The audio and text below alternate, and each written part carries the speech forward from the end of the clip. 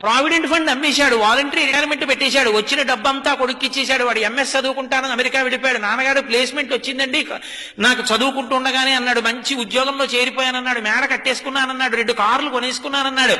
ఒరే ఒక్కసారి రారా అంటే మాత్రం నాన్నగారండి ఇప్పుడు సెలవు కుదరదండి, నేను వస్తానండి, స్కైప్ లో చూడండి నన్ను కావాలంటే అన్నాడు. ఎప్పుడో వస్తాడు వాడు, ఉన్నదంతా వాడికి ఇచ్చాడు. ఒరే నాకు ఇస్తావా అని అడుగుతాడా తండ్రి? అడగడు. ఆ పెంకుటింట్లో ఉంటున్నాడు. నాన్నగారండి విమానం అంతా కారు కొనుక్కున్నానో ఫోటో పంపించాడు.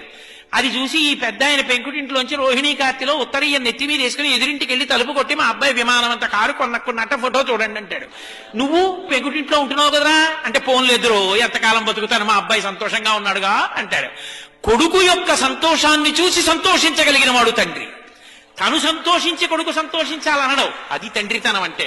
తండ్రి కష్టపడి పెంచి పెద్ద చేసినంత కాలం తండ్రి దగ్గర అనుభవించి ఆఖరణ తండ్రిని తీసుకెళ్లి వృద్ధాశ్రమంలో చేర్చి పెద్దవాడైపోయినటువంటి తండ్రి కొడుకు వచ్చి పక్కన కూర్చుంటే చాలు, కొడుకుతో కలిసి తిరుగుతున్న తండ్రిని చూసి నా మనవలు కూడా నాతో ఇలా ఆడుకుంటే బావుణ్ణు, నా కొడుకు కూడా ఇలా పడుకునే ముందు నా పక్క మీద కూర్చుంటే బావుణ్ణు, నన్ను చేయి పట్టుకుని దేవాలయానికి తీసుకెడితే బావుణ్ణు, సీతారామ కళ్యాణం అవుతుంటే నాన్నగారండి తీసుకెళ్లి కారులో దింపితే బావుండంటే, ఖాళీ లేదని ఏడాదికోసారి జైల్లోంచి బెయిల్ మీద వచ్చిన వాళ్ళ ఎప్పుడో అమెరికా నుంచి సంవత్సరానికి ఓసారి 20 రోజులు వచ్చి వెళ్ళిపోయి పిల్లలకి ఇంగ్లీష్ అలవాటు అయిపోతే నాయనమ్మ వాడికో జంతికలు చేసి పెడదామని వాడితో మాట్లాడదామని దగ్గరికి వెడితే మనవలు ఇంగ్లీష్లో మాట్లాడుతుంటే మాట్లాడడం చేత కాని నాన్నమ్మ మౌనంగా వాళ్ళ కోసం ఏడుస్తుంటే, తండ్రి చచ్చిపోయిన తర్వాత పాచి పీనుగు 3 రోజులు మంచు ముక్కల్లో నానిపోయిన తర్వాత వచ్చి అంచేష్టి సంస్కారం చేసిన కొడుకు ఒక కొడుక,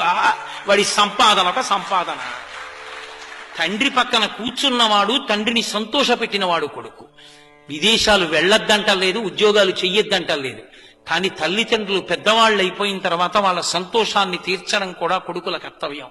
కొడుకు లాంటి వాళ్ళు చాలా మంది ఉండొచ్చు, కూతురు లాంటి వాళ్ళు చాలా మంది ఉండొచ్చు, కానీ కన్న కడుపున పుట్టిన కొడుకు కొడుకి. వాడికి ఆ కర్తవ్యం లేనప్పుడు వాడికన్నా ఇంట పెరుగుతున్న పెంపుడు కుక్క మీద.